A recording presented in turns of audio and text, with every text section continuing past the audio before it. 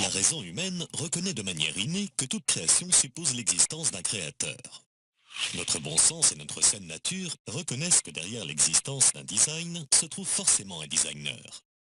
Par exemple, lorsque l'on regarde une peinture, on en déduit logiquement l'existence d'un peintre. Lorsque l'on regarde un bâtiment, on en déduit logiquement l'existence d'un architecte.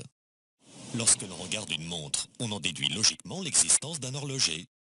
Alors, lorsque l'on regarde la création autour de nous, n'est-il pas raisonnable d'en déduire l'existence d'un créateur ?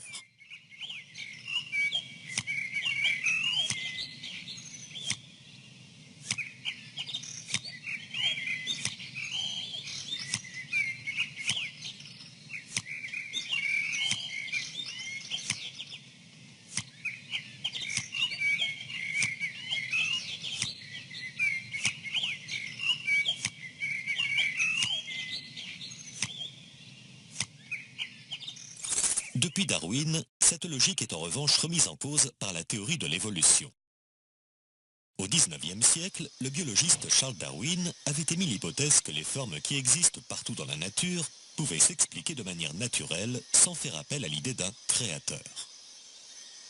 Cette hypothèse de Charles Darwin donna ensuite naissance à la théorie de l'évolution.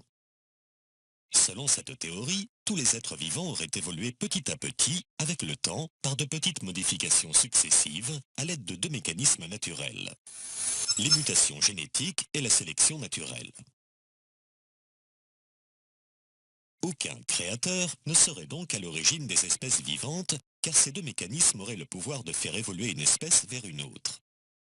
Alors, est-ce raisonnable de penser cela ?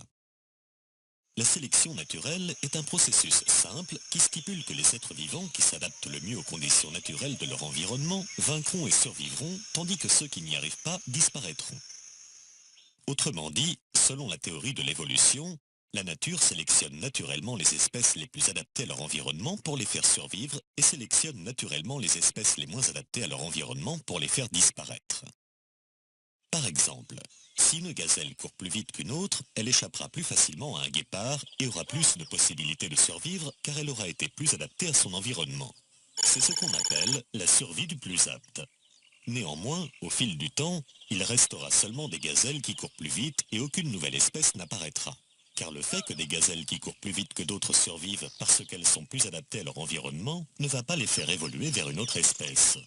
Conscient de cela, Darwin avoua lui-même dans une lettre que la sélection naturelle toute seule n'avait aucun pouvoir de faire évoluer une espèce vers une autre. Darwin lui-même, dans une lettre conservée à la Bibliothèque nationale d'Angleterre à Londres, une lettre dont je possède d'ailleurs une photocopie, Darwin a déclaré très clairement qu'il était conscient d'avoir échoué à expliquer l'évolution.